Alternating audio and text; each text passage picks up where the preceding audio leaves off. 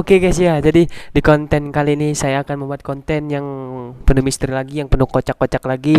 Gimana kabarnya guys? Alhamdulillah baik ya. Jadi hari ini saya akan nge-reaction blogger saya sendiri atau nge-review blogger saya sendiri, yaitu cerita tentang Gunung Merapi. Pasti bagian kalian kawan-kawan sekalian kan pasti tahu atau cerita tentang warga-warga di sana, walaupun tidak dengan narasumbernya itu.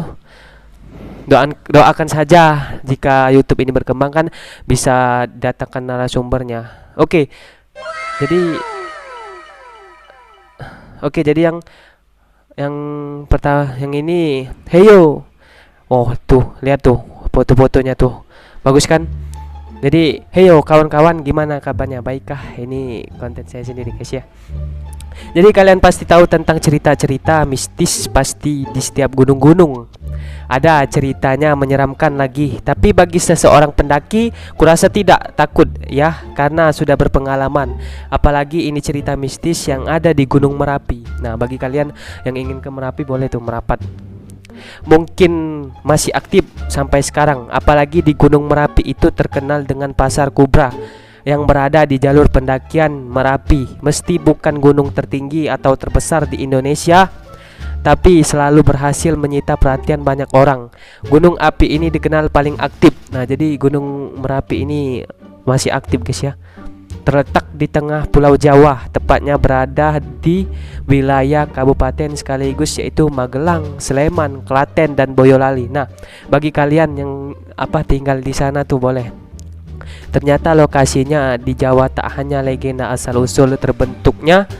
Beberapa tempat diyakini para pendaki memiliki suasana angker. Tuh, suasana angker tuh. Dan terbukti kebenaran. Ya, walaupun aku sendiri belum ke sana ya kan. Wok.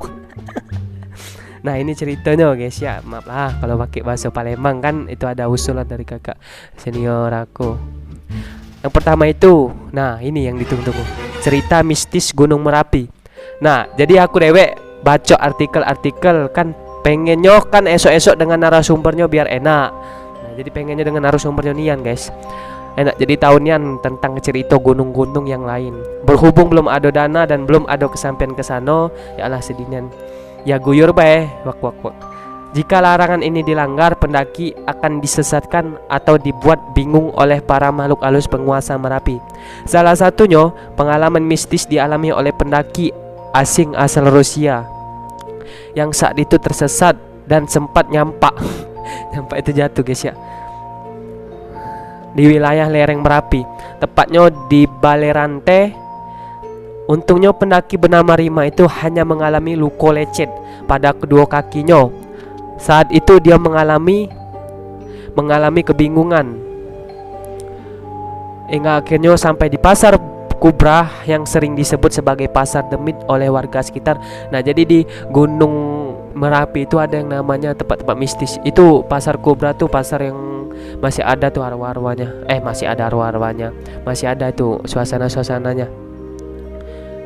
Jadi di lereng Gunung Merapi itu galak terdengar suara wong-wong. Maksudnya keramaian guys.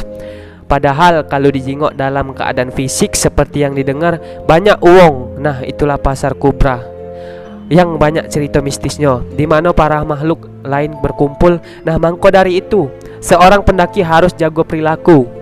Tuh, jago perilaku guys.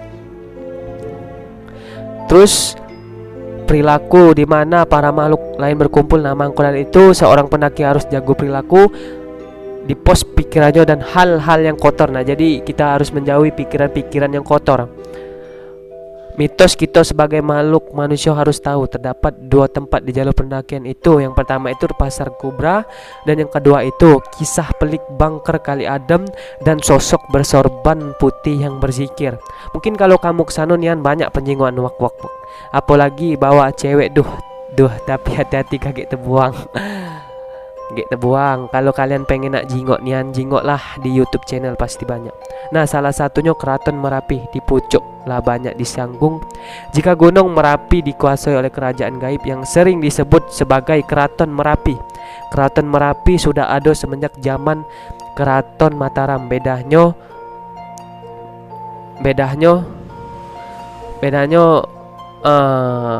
apa ya? Keraton Merapi itu kan sudah ada semenjak zaman Keraton Mataram. Bedanya Keraton Merapi dihuni dan dikendalikan oleh bangsa Jin. Jadi dia dikendalikan dengan bangsa Jin. Keraton Merapi dikenal memiliki hubungan yang erat dengan Keraton Mataram. Pada masa lampau bahkan ada cerita yang mengatakan jika Keraton Merapi itu pada masa lampau bahkan ada cerita yang mengatakan jika Keraton Merapi itu membantu kerajaan Mataram untuk mengalahkan kerajaan Pajang dengan cara menewaskan pasukan kerajaan Pajang lewat letusannya. Keraton Merapi memiliki banyak tokoh terkenal yang namanya sudah tidak asing lagi di telinga penduduk sekitar Merapi. Berikut adalah jadi itu kalau di Merapi itu ada yang namanya tokoh-tokoh guys ya, atau sesepuh lah dipercaya sebagai penghuni dan Meraton. Yang pertama itu Eyang Merapi. Yang kedua itu Eyang Sapu Jagat. Eyang Sapu Jagat merupakan penunggu kawah Merapi dan menjadi pengambil keputusan apakah Merapi akan meletus atau tidak. Jadi mungkin Eyang Merapi merupakan seorang raja alias pemimpin dari para makhluk gaib yang mendiami Keraton Merapi. Nah, jadi inilah yang tokoh-tokoh Eyang Merapi, Eyang Sapu Jagat. Nah, jadi itulah kira-kira misterinya. Bagi kalian yang jangan lupa bagi kalian kan yang merasa ingin mendaki itu jago kesehatannya dan jangan lupa dijago omongannya karena tidak segalanya penunggu gunung itu welcome sama kita. Dah. Atau jadi enjoy, semoga bermanfaat.